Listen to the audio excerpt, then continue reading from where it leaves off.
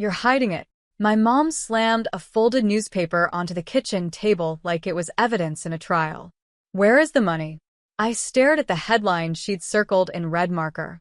Local woman wins $3.2 million lottery. The woman in the photo wasn't me. Not even close. Hi everyone, my name is Elena. But my mother had already decided the truth didn't matter. You used a fake name, she insisted. I know you did. I didn't win anything, I said calmly. My brother leaned against the counter, smirking like the outcome had already been decided. Just admit it, he said. You've always been sneaky with money. Sneaky. The word almost made me laugh, because the only person in that house who had ever borrowed money without paying it back was him. Mom pushed a stack of papers toward me. I already told the police, she said. My stomach tightened. You what? You're committing fraud, she continued confidently. And when they recover the money, your brother deserves his share. The logic was unbelievable. I looked at the newspaper again. Wrong name, wrong city, wrong person entirely. You reported me for a crime that doesn't exist, I said quietly. Yes, she replied. I picked up my phone. Then I called my lawyer. My lawyer answered on the second ring. Elena, he said. I need you to listen carefully, I replied. I stepped outside onto the porch, so my mother and brother couldn't hear the entire conversation. My mother reported me for lottery fraud, I said. There was a pause. Did you win a lottery? He asked. No. Do you have a ticket? No. Did you claim a prize under any name? No. He exhaled slowly. Then this should be simple. I glanced through the window. My mother was still pointing at the newspaper while my brother nodded like a judge agreeing with the prosecutor. She already contacted the police, I added. That complicates it slightly, my lawyer said. How? False accusations can still create investigations. My stomach tightened again. So, what do we do? First, let them verify the truth, he replied calmly. And then we decide whether to ignore it or respond. I thought about my mother's confidence, the way she said my brother deserved the money. I don't want to ignore it, I said quietly. My lawyer paused. Understood. Inside the house, my mom looked at me through the window. You'll regret lying, she mouthed. I met her gaze. No, I whispered to myself. You will. The police called 2 days later. Not dramatic. Just a calm, routine inquiry. Ms. Rivera, the officer said, we received a report regarding possible lottery fraud. Yes, I replied. Did you recently claim a prize of $3.2 million? No. Have you purchased any winning ticket associated with that claim? No. A short pause followed. Are you aware the winning ticket was claimed in Oregon under the name Angela Briggs? I am now. Another pause. Do you know the person who reported you? Yes, I said quietly. My mother. The officer cleared his throat. Well, after reviewing the claim records, it's clear the report was incorrect. Incorrect. Such a gentle word for something so deliberate. Is there anything further we should know? He asked. I thought about the newspaper on the kitchen table. The accusations. My brother already planning how to spend money that never existed. No, I said. But my lawyer had a different opinion. That afternoon he called. The police confirmed the false report, he said. Yes. Your mother filed a sworn statement. I sat up straighter. A sworn statement. Yes. That changes things. How? I asked. It means the lie wasn't just emotional. It was legal. Silence filled the line. So what happens now? I asked. My lawyer's voice was calm. Now we respond. What kind of response? I asked. Documentation, my lawyer said. And consequences. I sat at my kitchen table staring at the same newspaper headline my mother had treated like proof. She filed a sworn complaint, he continued. That means she formally accused you of fraud. And she was wrong. Correct, he said. But being wrong isn't the issue. What is? Intent. I leaned back slowly. If someone knowingly files a false report to damage another person financially or legally, that's harassment. The word landed heavily. And we can prove that? We already can. How? She specifically requested the police recover the lottery funds and transfer them to your brother. I closed my eyes briefly. Of course she had. She actually said that in the report? I asked. Yes. The absurdity almost felt surreal. So, what are our options? I asked. We can ignore it, he said. That would be the easiest path. And the other option? We file a counterclaim. For what? Harassment, legal damages, and attorney fees. I pictured my mother's confidence that day. You'll regret lying.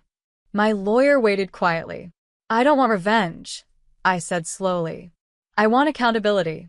He didn't hesitate. Then we file. And suddenly my mother's lie had a price attached to it. The lawsuit was filed the following Monday.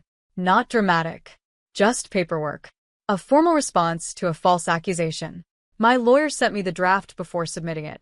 Counterclaim, harassment, defamation, legal costs. I read it twice, then approved it. 2 days later, my phone exploded with calls from my mother. I let them go to voicemail. The first message arrived within minutes. Elena, what is this lawsuit? She demanded. The second was louder. You're suing your own mother? The third was furious. You're going to destroy this family over nothing. Nothing. I listened to the messages calmly.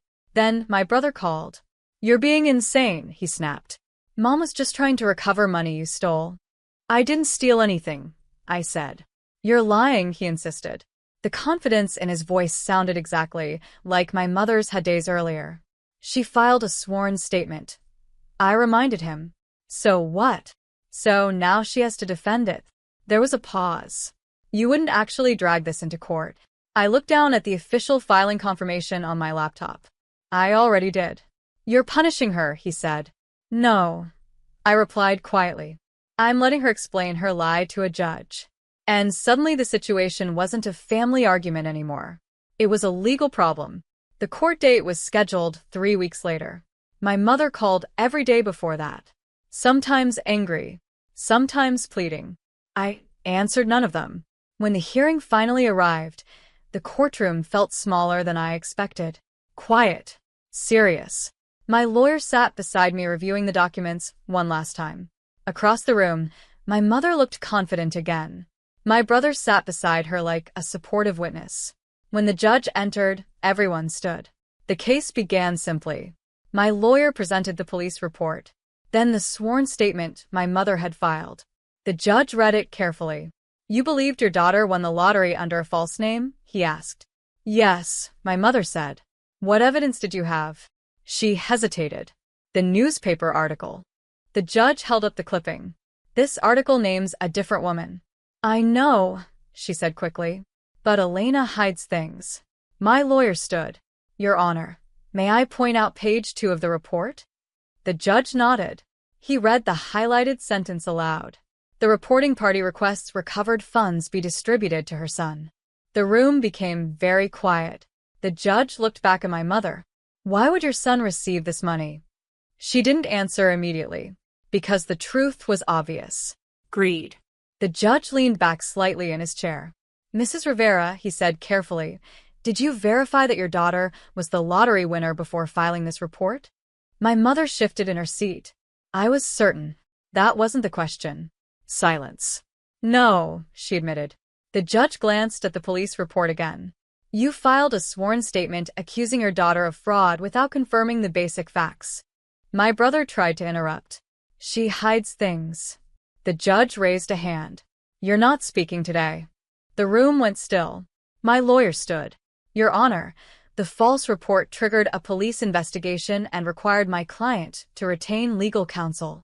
He slid the expense summary forward. Legal fees, documentation costs, and professional damages. The judge studied the pages.